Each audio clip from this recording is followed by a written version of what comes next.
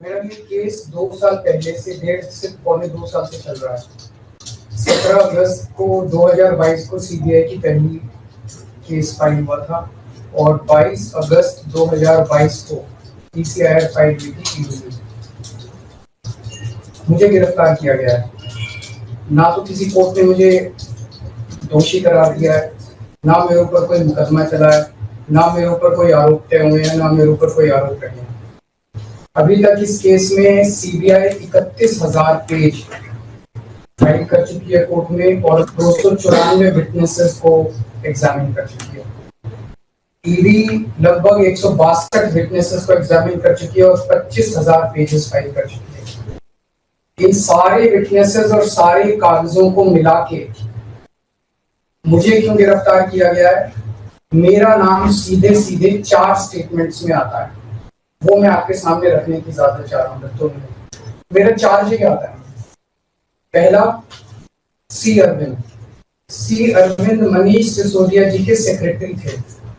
उन्होंने ये कहा है, स्टेटमेंट दिया है कि एक दिन मेरे घर में मेरी मौजूदगी में मनीष सिसोदिया जी ने उनको कुछ एक्साइज के डॉक्यूमेंट्स हैंड ओवर किए। That's it madam. उन्होंने ये नहीं कहा कि मेरी मौजूदगी में कोई पैसे दिए, कोई ऐसा कोई आरोप नहीं है। मेरी मौजूदगी में सी अरविंद को मनीष सिसोदिया जी ने एक्साइज के कुछ डॉक्यूमेंट्स। मैडम, मेरे घर पे ढेरों एमएलए आते हैं, ढेरों मंत्री आते हैं, ढेरों डिग्निटरीज आते हैं, अपने अपने सेक्रेटरी लेते हैं। वो आपस में खुसर भी करते रहते हैं, आपस में डॉक्यूमेंट्स भी एक्सचेंज। मुझे क्या पता कि कौन किसको क्या दे। Is this a sufficient reason to arrest the sitting chief minister? क्या ये स्टेटमेंट एक सिटिंग चीफ मिनिस्टर को अरेस्ट करने के लिए पर्याप्त है? नंबर 1। नंबर दूसरा स्टेटमेंट, एमएसआर मगुंटा श्रीनिवास रेड्डी जी, ये मेंबर ऑफ पार्लियामेंट थे, जगन रेड्डी की पार्टी से। एमएसआर एक दिन 16 मार्च 2021 को 4:30 बजे मेरे दफ्तर आते हैं। उससे 10 दिन पहले उन्होंने मेरे ऑफिस में चिट्ठी ईमेल भेजी कि मैं एमपी हूँ, मुख्यमंत्री से मेरे ऑफिस वालों ने उसको 10 दिन बाद का टाइम दे दिया। वो मेरे पास मिलने के लिए आते हैं 4:30 बजे। मैं किसी वजह से जल्दी में था। आके वो मुझे कहते हैं कि मुझे दिल्ली में अपना फैमिली चैरिटेबल ट्रस्ट खोलना है, उसके लिए जमीन चाहिए। मैंने उनको कहा कि जमीन हमारे अंडर में नहीं आती, एलजी साहब के अंडर में आती है, आप मुझे चिट्ठी दे दीजिए, मैं एलजी साहब को फॉरवर्ड कर दूंगा। And that's it. सो ये हुआ। 16 सितंबर 2022 को उनके घर पे रेड होती है। उनसे पूछा जाता है कि क्या आप केजरीवाल जी से मिले? वो कहते हैं कि हाँ मैं मिला और मैं केजरीवाल जी से अपने फैमिली ट्रस्ट की जमीन मांगने गया था। ये 16 सितंबर 2022 को सेक्शन 17 का स्टेटमेंट है। ED is not happy with this statement. 5 महीने के बाद उनके बेटे को 10 फरवरी को गिरफ्तार कर लिया जाता है। उसके बावजूद भी वो अपने स्टेटमेंट पे कायम रहते हैं। उनका दोबारा गिरफ्तारी के बाद स्टेटमेंट लिया गया, वो कायम रहते हैं। 5 महीने जब उनका बेटा गिरफ्तार रहता है तो बात टूट जाता है। 16 जुलाई को बदल लेते हैं। उसके बाद वो 16 जुलाई को वो अपना स्टेटमेंट बदल लेते हैं। 18 जुलाई को उनका बेटा छूट जाता है। उसके बाद उनका कोई स्टेटमेंट नहीं होता। That's it. स्टेटमेंट पे स्टेटमेंट हो रहे थे जब तक वो अपना स्टेटमेंट मेरे खिलाफ नहीं दे रहे थे। जैसे ही उन्होंने मेरे खिलाफ स्टेटमेंट दिया, बेटा भी छूट गया, स्टेटमेंट होने भी बंद हो गए और 3 अक्टूबर को उनका माफीनामा भी हो गया। Mission accomplished. इसका मतलब ईडी का मिशन केवल और केवल मुझे फंसाना था। 3 सेक्शन 50 के स्टेटमेंट है ना, तीनों सेक्शन 50 के स्टेटमेंट है, they are equal in the eyes of the law. तीनों बराबर है, तीनों की ग्रेविटी सेम है। तो उसमें से एक स्टेटमेंट के तवज्जो क्यों दी गई? क्या जांच की गई है जानने के लिए इसमें से एक ठीक है और बाकी 2 गलत है। जो 25,000 पेज ईडी ने फाइल किए हैं कोर्ट के अंदर, उन 25,000 में जो केजरीवाल के खिलाफ वाला स्टेटमेंट है केवल वो लगाया गया, बाकी दोनों स्टेटमेंट दबा दिए गए। क्यों मैम? कोर्ट के सामने तीनों स्टेटमेंट लाए जाने चाहिए थे ताकि कोर्ट डिसाइड कर सके सच्चाई क्या है। चलिए ठीक है। 1 मिनट मैम। तीसरा स्टेटमेंट है उनके बेटे का, राघव मगुंटा से 16 सितंबर को उसके घर पे जब रेड होती है उनसे स्टेटमेंट लेते हैं। He says whatever his father had said. उसके बाद 10 फरवरी को उनको अरेस्ट किया जाता है। उसके बाद उनके 5 स्टेटमेंट्स होते हैं। 5 स्टेटमेंट्स में वो वही बोलते हैं जो पहले बोला। फिर 5 महीने तक वो जेल में रहते हैं। उसके बाद जब 16 जुलाई को उनके पिताजी स्टेटमेंट बदलते हैं तो 18 जुलाई को उनको छोड़ दिया जाता है।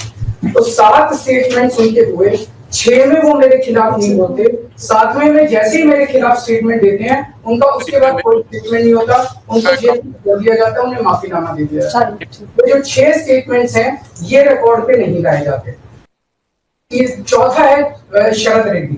शरद रेड्डी के केस में 16 सितंबर को उसको अरेस्ट किया गया, 16 सितंबर को उसने रेड हुई, उसने मेरे खिलाफ कुछ नहीं बोला। 9 नवंबर को उसका स्टेटमेंट लिया, उसने कुछ नहीं बोला। 10 नवंबर को उसकी अरेस्ट हुई, उसके बाद उसके 9 स्टेटमेंट्स होते हैं मैम, 9 स्टेटमेंट्स वो मेरे खिलाफ नहीं बोलता। उसके बाद 6 महीने उसको अरेस्ट करने के बाद 25 अप्रैल को टूट जाता है और वो केवल इतना कहता है कि मैं विजय नायर के साथ मिलने सीएम साहब के पास गया था, सीएम साहब जल्दी में थे, सीएम साहब ने कहा कि विजय के टच में रहो, विजय अच्छा लड़का है। मैं केवल ये जानना चाहता हूं कि क्या ये 4 स्टेटमेंट्स एक सिटिंग चीफ मिनिस्टर को अरेस्ट करने के लिए मैम 2 मिनट दे दीजिए, कि ये पर्याप्त है? नंबर 1। नंबर 2, जो 30,000 पेज फाइल किए गए हैं, ये 30,000 पेज के अलावा 1 लाख पेज ईडी के दफ्तर में जो हमारी बेगुनाही के सबूत है, उनको कोर्ट के सामने नहीं लाया गया। ये दूसरी बात मैं ये कहना चाहता हूँ, ये शराब घोटाले का पैसा आखिर है कहाँ, जो शराब घोटाला कहा जा रहा है। मैम ये आरोप लगाया जा रहा है कि 100 करोड़ रुपए किसी साउथ लॉबी ने शराब की हमने पॉलिसी बनाने के लिए, हाँ जी आम आदमी पार्टी, मैम ये जस्टिस संजीव खन्ना का ऑर्डर है। जस्टिस संजीव खन्ना का order ma'am page 22 para 12, the assertion in the complaint filed by DOE that kickback of rupees 100 crore was actually paid by Liquor Group is a matter of debate. Sanjeev Khanna कह रहे हैं, इसका मतलब ये साबित नहीं हुआ, इसका मतलब ये विवादास्पद है, इसका मतलब ये संदेहास्पद है, इसका मतलब इसके लिए सबूत नहीं है। तो जो 100 करोड़ रुपए ये कह रहे हैं कि हम लोगों ने रिश्वत ली, वो रिश्वत तो संदेहास्पद है, उसमें तो सबूत ही नहीं है। लेकिन असली शराब घोटाला क्या है?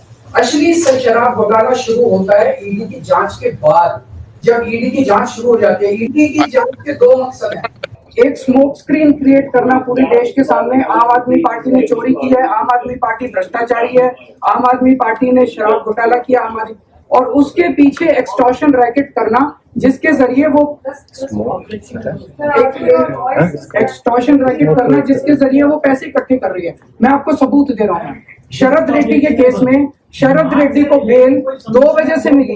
एक, शरद रेड्डी ने मेरे खिलाफ स्टेटमेंट दिया और शरद रेड्डी ने अरेस्ट होने के बाद 55 करोड़ रुपए का चंदा बीजेपी को दिया, 55 करोड़ रुपए के bonds arrest. So he bought his bail ma'am, he bought his bail. Now the money trail is clearly established. Money trail is clearly established. Ma'am, just last 1 minute. Yes, last 1 minute.